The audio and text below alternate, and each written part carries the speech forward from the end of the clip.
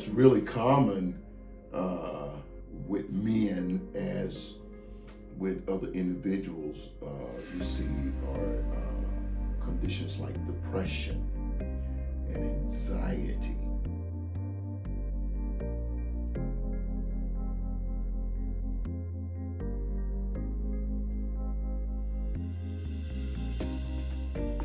There's a greater number of men that are affected by substance abuse type disorders.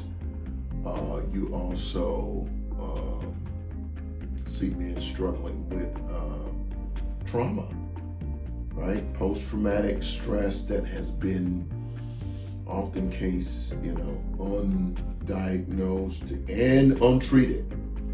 And so when you see, in my experience, when you see this substance abuse stuff playing out among men, oftentimes the substance abuse is just a way of coping with something else, right? So it's like a secondary problem to what the main problem is.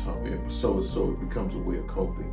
And then in general, I think you see men struggling with emotional problems, primarily like anger and not knowing how to manage their emotional self. So, then that's another thing that leads to self-destructive behaviors like substance use.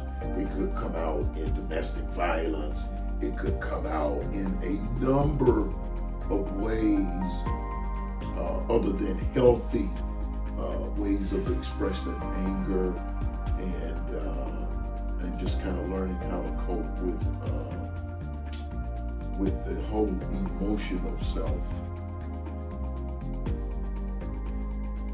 Me, personally, right, there's a new generation of men.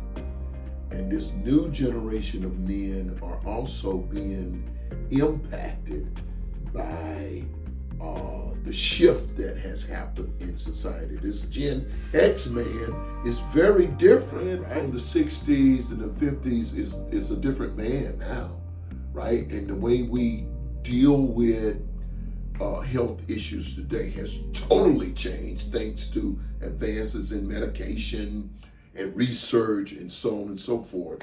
And so is it with with mental health.